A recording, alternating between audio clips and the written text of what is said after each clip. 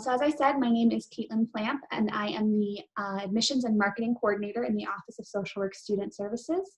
I've been with the department since 2016, so this is my fourth or fifth admission cycle that I'm overseeing for the MSW program. So my goal with this presentation today is to just give you an overview of the timeline, what you need to know about applying, and walk you through what that application process looks like so that when you log into your application account for the first time, it's not as scary. So starting off with admissions planning, dates and deadlines are really important to know. So for both the MSW Advanced Standing Program for folks with an undergrad degree in social work and the MSW Regular Program for folks with an undergraduate degree in a field other than social work, we only have one admission cycle annually. This runs from early September through mid-January, the year prior to the term you want to start. The reason that we only have one admission cycle annually is because the Advanced Standing Program is summer start only and the regular program is fall start only due to the sequencing of our courses. For the 2021 admission cycle, so summer 2021 and fall 2021, the application opened on September 8th, so just this past Tuesday, so it is now open. Our final application deadline is going to be Thursday, January 14th, 2021 at 11:59 p.m. Mountain Time. It does take us about 10 to 12 weeks after that deadline to finish processing and reviewing applications. And we do notify you of your admissions decision via email. We do not send anything out via mail.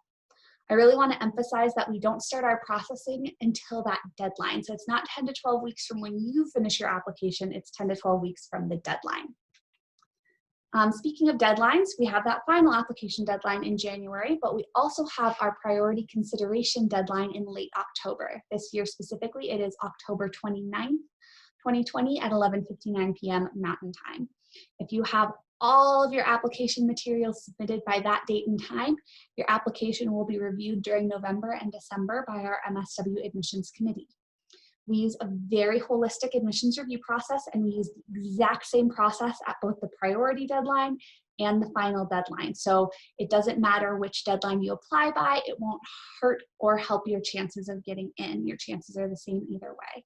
Our holistic process lets us look at every component of the application individually and rank it using or review it using a series of rubrics, which then gives us a final score that lets us rank all of our applicants. After the final deadline, what the faculty can do is say, you know, those with a score of X or higher are qualified based on what we saw this year and should be admitted to the program. What we do at priority is we don't know where that cutoff's going to be yet. So we just say those in the very top of the pool, those whose applications are so strong, they're going to get in no matter where that cutoff is, we're going to send them an acceptance letter now. That early admission gives them a head start on preparing to start the program, securing a field placement, which Amanda's going to talk about more later, registering for classes, which is Claire's wheelhouse, and as I said at the start, just really mentally preparing to start the program. We don't deny anyone at priority, so if you aren't in the very top of that pool, what we do is just send you a notification that we're rolling your application forward so we can view it against the full pool after that final deadline. And again, I just really want to emphasize, apply for whichever deadline makes sense for you. Don't rush your application if it's not going to be ready by October 29th. If it's going to give you a stronger application to wait until January 14th to get everything submitted, wait for the final deadline. But if you feel like you can get everything done by the 29th, why not give priority a shot? Your application's all done. You don't have to worry about it. Everything's in the system and submitted. I'm not going to spend a ton of time on our program eligibility. This is all in detail on our website. The one thing I want to highlight is that both programs say they require that we're looking for a cumulative undergrad GPA of 3.0 or higher with an asterisk, because having a GPA below 3.0 does not disqualify you from admission. As I said, we use a holistic review process, which also means we don't disqualify folks based on one piece of their application alone.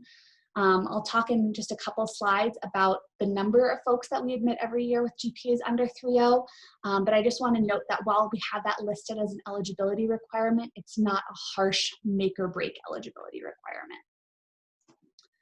A question I get asked a lot is, as the admissions coordinator, is what are my chances of getting into the program? So over the past 5 application cycles, the regular program has had an average acceptance rate of 77%. while the advanced standing program has had an average acceptance rate of 71%. Advanced standing is a little bit more competitive because it is designed for folks that have an undergraduate degree in social work awarded in the last 6 years. So they essentially get to apply directly to the second year of graduate school. So they are held to higher standards. These graphs that you're looking at, the blue lines show the number of applications we received each year, while the gray lines show the number of students we admitted or offered acceptance to each year. And you can see as the blue line rises, the gray line is also rising. We don't use quotas because we use our holistic review process. We really are looking at admitting everyone who could be considered qualified based on the pool that we've seen that year. And then looping back to GPA, as I mentioned, GPAs under 3.0 are not a disqualifying factor. As you can see, about 82% of the students we've accepted to the regular program over the past 5 years have had a GPA of 3.0 or higher, which means the rest have had a GPA below a 3.0. Advanced standing, because it is a little bit more competitive, about 92% of the students we accepted had a GPA of 3.0 or higher, and the rest had a GPA below a 3.0. Whenever students come to me saying, I do have a GPA below a 3.0, what should I do to improve my chances? My advice is always to make sure the rest of your application is as strong as possible to make up for the points you're losing for your GPA in our holistic review process. So writing a really strong essay, having really strong recommendations, documenting all of your professional experience, all that jazz.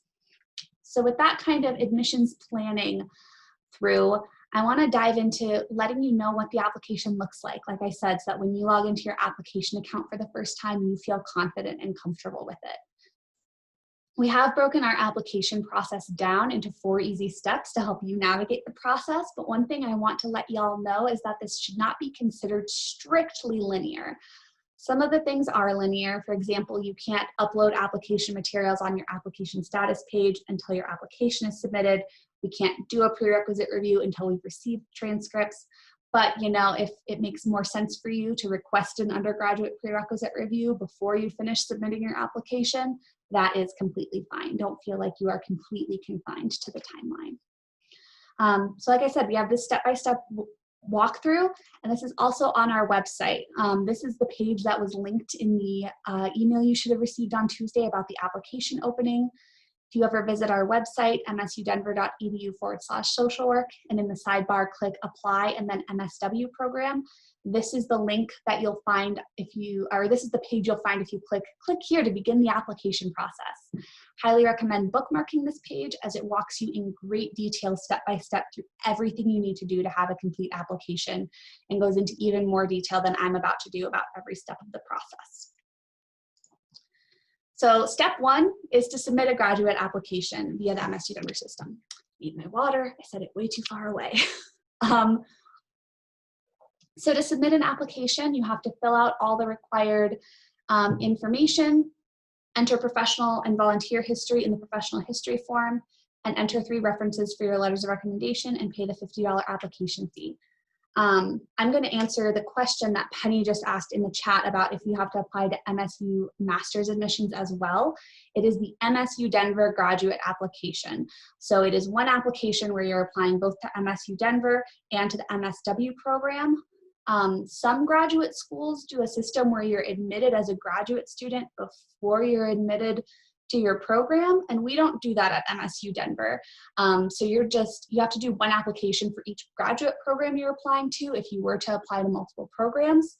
And then when you receive your notice of admission to the MSW program, that's also your notice of admission to MSU Denver. One thing I want to note with the $50 application fee here, October 13th is going to be Colorado Free Application Day, which means if you submit your graduate application between 12:01 a.m. and 11:59 p.m. on that date, the application fee will be automatically waived. And I will talk about that more when I get to a screenshot of the end of the application. So on our website, when you click the MSU Denver graduate application link on that step-by-step walkthrough, right here under step 1 on this previous slide, it'll take you to this page. If you've ever applied to MSU Denver before using this system, if this page looks familiar, you can click login to log into your pre-existing account and just start a new application within that account. If you've never seen this page before in your life, you instead click create an account to get everything set up, and then you're able to start your application. Within the application, after you've created the account, you'll create your MSU Denver Grad app. First, you fill out your personal background, name, any former names, which is really important so that we can connect any records that might be under that former name to your application. Address, contact information, all that jazz. Then you start filling out basic information about the program you're applying to. So confirming that you have an undergraduate degree or will have an undergraduate degree.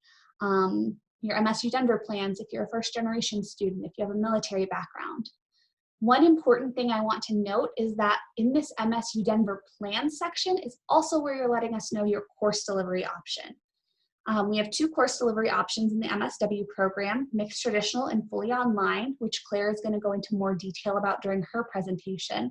But what I want you to know right now is that if you're planning on applying to be mixed traditional, meaning you want to take classes on campus, online, and/or in the hybrid format, you want to select graduate degree as the type of program you're interested in, and then Master of Social Work as your planned graduate program of interest. If you want to do the fully online course delivery option, you want to select online graduate degree as the type of program, and then Master of Social Work online as the program of interest. I also want to say I've had a few people reach out saying, you know, with everything going on in the world right now with COVID, what is it going to look like next fall in terms of our classes going to be on campus or online? And honestly, we don't know right now. We're kind of taking this one semester at a time and going off of best guidance from the campus leadership as well as from our state leadership. What I can say is that pick whichever course delivery option would be your ideal learning option in a non-COVID world. If ideally you want to be a mixed traditional student, apply to be mixed traditional. If ideally you want to be a fully online student regardless of COVID, apply as fully online. If due to COVID we have to shift everything online as we did this fall, we will support you through that process. Also, just to let you know, you are making this decision now. If you're accepted and your circumstances have changed since you filled out your application, you will have a chance to request a change on the confirmation of enrollment form from mixed traditional to fully online or vice versa. So after you do that, the basic program information, you'll submit some more MSW program information. That's what this screen looks like, the program requirements screen. At which point, the next page is where you enter your recommenders. You can always leave this application, save it, come back at a later time, but you won't be able to submit it until you've filled out all required information, including entering at least 3 recommenders. You'll enter your recommender's name, where they work, their title, their relationship to you, and contact information. You can include a personal message if you want, but as soon as you click that Send to Recommender button that you can see in the screenshot on the right, your recommender will automatically be sent a recommendation request email with a unique link to complete their recommendation in the online system. They have to fill out an evaluation form and upload a written narrative as a Word or PDF document for their recommendation to be considered complete. So that information is also on the website, but that's often what recommenders want to know is what will I have to do? How will I complete it? And now you know. When talking about letters of recommendation, all letters of rec are being submitted through the online system, so you should not collect any physical letters or have folks be directly emailing you their letters of rec. You should just enter their information in the system, hit submit recommender, and it will send the information to them. You want professional recommenders. So faculty, supervisors, and colleagues are all good choices. We do not want personal recommenders. So that would be avoiding entering recommenders who could be considered friends, family, or something like a personal therapist. The admissions committee highly values recommendations from faculty, employment supervisors, and volunteer supervisors. So I do recommend that you try to have at least one recommender from that category. But as I said, professional colleagues can also serve as good professional recommenders. If you are applying to advanced standing, it is important to note that one letter at least needs to come from someone associated with your undergrad social work program. All of the letters can come from someone associated with your undergrad social work program if you want, but you need at least one. That could be a faculty advisor, your field instructor, a field liaison, the program director. We just need at least one letter from someone associated with your undergrad program. Each letter of recommendation is going to be individually evaluated by the admissions committee, and the committee can only evaluate 3 recommendations per applicant. Technically, the system allows you to enter as many recommenders as you want. So if you end up entering 4 recommenders, say you want to put someone in as a backup in case one of your top choice recommenders isn't able to get everything done on time, it is your responsibility as the applicant to exclude any complete recommendations you do not want reviewed by the committee prior to the deadline, or to reach out to me at socialwork@msudenver.edu. That's our general email address. It is all over the website. And ask for my assistance in excluding those extra recommendations. If you haven't excluded any recommendations and have more than 3 complete recommendations at the deadline, we will just review the first 3 recommendations submitted. And yeah, recommenders should be able to speak to your academic and/or professional abilities and be able to comment on your potential to succeed in grad school and/or in the field of social work. That is also on the website. Just to show you what a few other screens look like, I'm not going to go into a ton of detail because I want to make sure I have time to get through everything before Claire needs to start at 5:30. The next section is professional history, where you document your work experience and any volunteer or internship experience. For both of those first 2 sections, you either need to have entered at least 1 position or checked the I do not have experience to provide box. If you do enter a position, it brings up the pop-up box that you see on the right. All of those fields are required, and we do evaluate your experience both looking at duration and relevance to the field of social work. So I always encourage applicants, please include all experience, even if you think it might only be semi-related to the field of social work, because if you don't include all experience, you're potentially leaving points on the table. The page after that is where you enter your academic history. There are some key bullet points at the top of this page I want to hit on as well. You do not need to list your high school information because you're applying to a graduate program. If you attended or graduated from MSU Denver, you do not need to list MSU Denver as an institution. We already have you in our system and we can get your transcripts that way. And if you attended a college or university as part of a study abroad program, you do not need to list them as a separate institution. You will eventually be required to submit official transcripts for every school you enter on this page, just as a heads up. I'll go over transcripts a little bit more when we get to step 3. So after that, you'll continue through the application, entering information about your residency, why you're interested in attending MSU Denver, and then you'll need to certify your application and type in an electronic signature, which is the screenshot you see on the left. You'll then be taken to a review page to make sure you completed all the required fields. The top right screenshot is what you'll see if there's anything you did not complete, and it's really great because it links you directly to the page where you have missing materials. On the bottom right is what you'll see if everything is complete. If paying the application fee is a financial hardship, I want you to stop when you get to this review page. As previously mentioned, October 13th is Colorado Free Application Day, and all Colorado residents can apply for free on that day. So just hold on this review page until the 13th and wait to hit that submit application button. And yes, Penny, you do need to input every college you've attended on that academic history page. I'm seeing some things in the chat, but I'll get to other stuff later.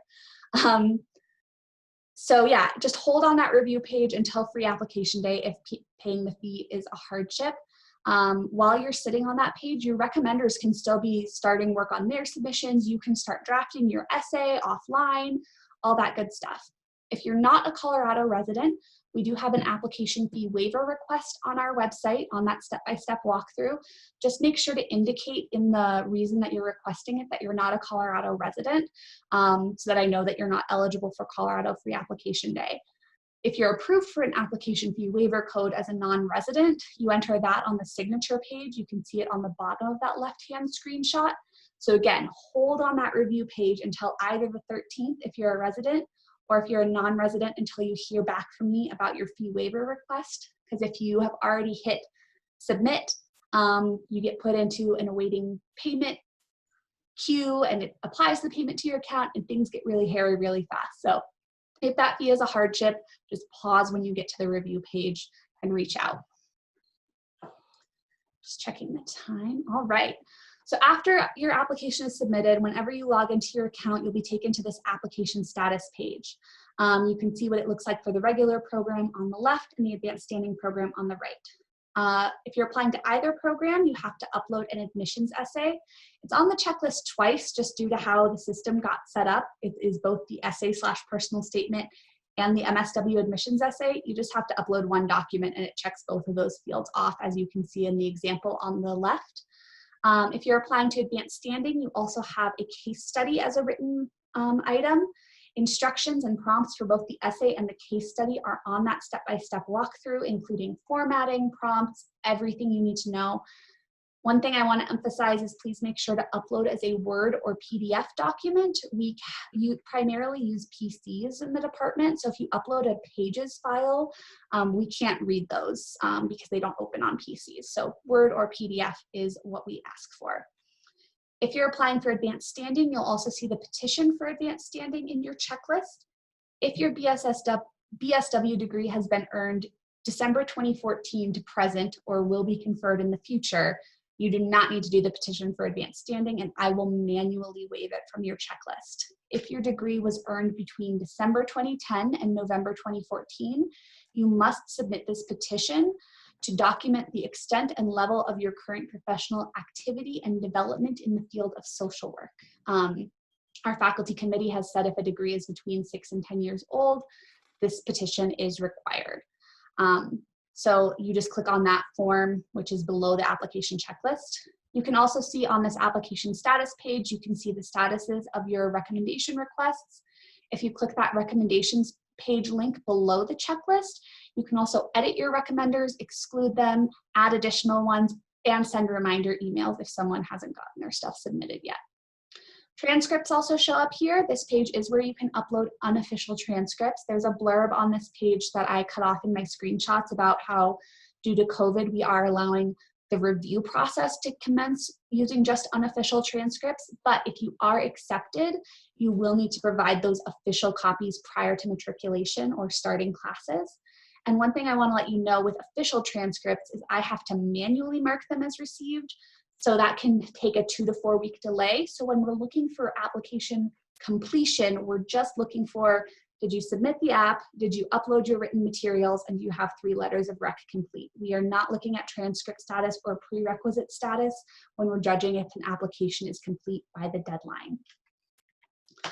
Having to go quickly to get through these last couple slides. Step 3 is submitting official transcripts. We have detailed instructions on our website on that step-by-step walkthrough about how to submit them and also what to do if you fall under some special circumstances.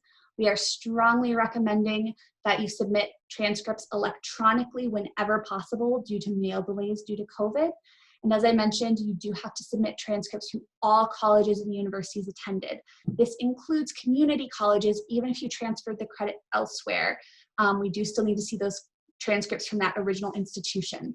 The one caveat and star I want to put on that is if you transferred to MSU Denver and are graduating here, we already have your community college transcripts on file. So you don't need to submit those a second time. If you're unsure what we have on file for you, you can reach out via email and I can check if you're an MSU Denver grad. The last thing is undergraduate prerequisite reviews for regular program applicants. We do review all transcripts that don't show a degree in social work for the prerequisites, but you emailing us to request the review makes it faster for us to get that review back to you once complete. You can also request a prerequisite review using unofficial transcripts. There's detailed information on our website about that. And we have 4 prerequisites that we're looking for. Detailed information again is on our website. I'm sorry, I just don't have time to go over it right now, but what I do want to say is that prereqs have to be completed with a grade of C or better to count. A C- does not count prior to the start of fall classes. They do not need to be complete prior to applying or being accepted. Your prerequisite status does not impact your chance of getting into the program. And I would say over 80% of the students we accept to the regular program each year are missing at least one prereq. Usually American government or stats, as those are the things that folks are less likely to have been required to do in their undergrad. So the last thing I just want to touch on real quick before passing it over to Claire, and I am unfortunately not going to have time to do Q&A about the application, so if you have any application or admissions questions, please drop them in the chat or on that unanswered form link, and I will send those answers out next week. But I just want to give you all a few tips and tricks for applying that I've learned in my time overseeing this process. My biggest tip is give your application the time it deserves. I know that in my undergrad and graduate degree, I sometimes was writing papers the day they were due. Don't do that with your admissions essay and case study. Give yourself time to write it and walk away from it and come back to it. Give yourself time to revise those written materials. On a similar note, give your recommenders the time they need to write you a strong recommendation. I recommend reaching out to them at least 3 weeks prior to the deadline and also letting them know which deadline you're applying to. I know Amanda has been asked to be a recommender by our students several times and has sometimes had to reach out to me going, is this student trying to apply by priority, or do I need to get a recommendation in this week?